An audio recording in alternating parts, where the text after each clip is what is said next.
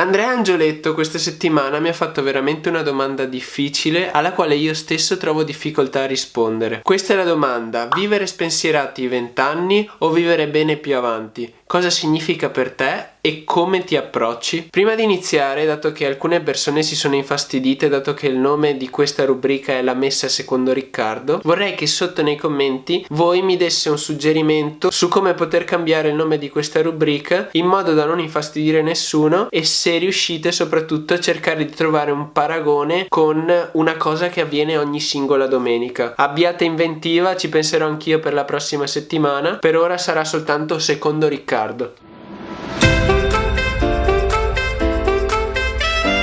Io ho fatto uno schemino che vi faccio vedere velocemente. Ho suddiviso gli elementi più importanti che generalmente, dico, questa cosa è un'osservazione generale, poi ovviamente come per ogni cosa ci sono casi specifici, per in genere questo è quello che succede. Ho ripreso i 3 elementi fondamentali nelle nostre vite, che di solito sono salute, ricchezza e tempo, e ho considerato queste cose in base alla nostra età. Tendenzialmente quando una persona è appena nata e fino ai 24 anni ha una salute fenomenale, è nel suo momento di apice. Per quel che riguarda la ricchezza, le persone appena nate sono senza soldi, non hai tantissimi soldi a disposizione per fare tutte le cose che vorresti.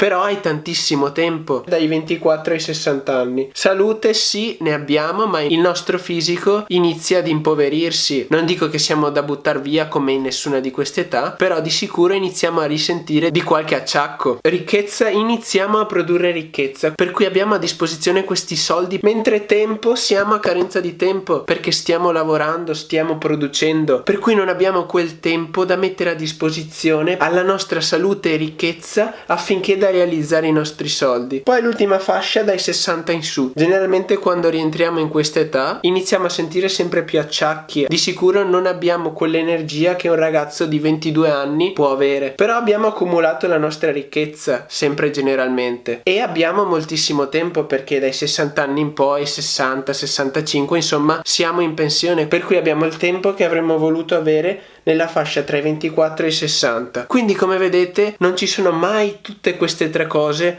contemporaneamente a nostra disposizione. Cosa possiamo fare noi? Noi dobbiamo trovare il bilanciamento. Cosa intendo con questo? Intendo che, per esempio, quando avete 22 anni come me, non dovete concentrarvi soltanto sul futuro, perché questa è l'età dove siamo pieni di energia e potremmo distruggere il mondo, ma non dico nemmeno non pensare al futuro, perché altrimenti potremmo trovarci senza nulla nel nostro futuro. Quindi dobbiamo trovare un bilanciamento tra quello che ci piace fare, i nostri impegni e il nostro lavoro, perché se viviamo soltanto per il nostro lavoro e per produrre denaro, arriveremo alla morte, come detto prima, vi auguro che sia l'età più avanzata possibile, che al posto di parlare di quello che abbiamo fatto, di quello che abbiamo realizzato, parleremo delle cose che non abbiamo fatto. Il nostro obiettivo, qui mi correggo, il mio obiettivo, e vi ricordo che tutte queste cose sono pareri e considerazioni personali che voglio condividere, quindi probabilmente cambieranno nell'andare della mia vita, però attualmente questo è quello che penso. Il mio obiettivo è arrivare alla fine di una vita piena, energica e soddisfacente e parlare di ciò che abbiamo realizzato, magari dei nostri figli, magari dei nostri obiettivi personali, magari dei nostri sogni che abbiamo finalmente compiuto, ma non parlare di quell'obiettivo che non hai compiuto perché non avevi tempo e energia. Tu devi cercare di trovare un bilanciamento tra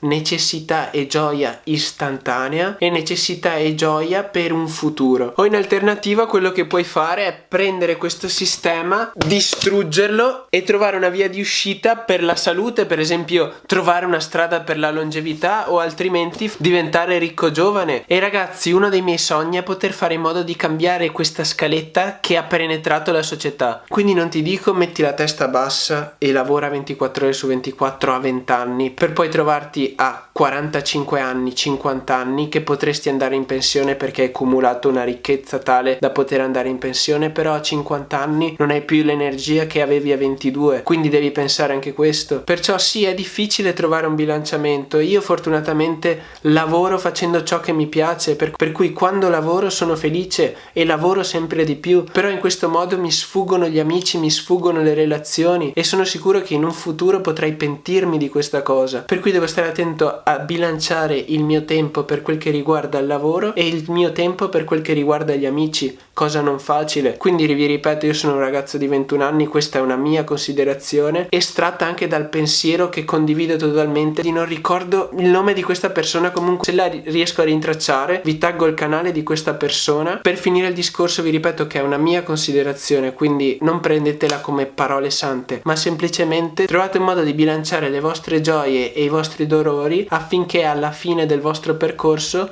non vi troviate a parlare di quello che non avete fatto, ma di quello che avete fatto. E se magari vi pentite della cosa che avete fatto, di sicuro quando l'avete fatta c'era un motivo razionale per scegliere quella cosa piuttosto che l'altra. Quindi sii razionale e bilancia il tuo tempo e le tue energie. Detto questo, non ho risposto sicuramente alla tua domanda, però ho fatto queste considerazioni per farti vedere quello che si può fare e quello che non si può fare. Devi trovare tu una strada per la tua vita. Detto questo, se non volete perdervi altri miei video, iscrivetevi al mio canale. Apprezzo tantissimo se mi lasciaste un mi piace e che dire, nei commenti lasciatemi un suggerimento per cambiare questo nome che ad alcuni dà fastidio, come posso immaginare, per questo mi scuso. Quindi se a te dà fastidio l'ex nome l'ha messa secondo Riccardo, suggeriscimi un altro nome che abbia un paragone con la domenica e che sia ancora più efficace. Detto questo, vi saluto e buona domenica.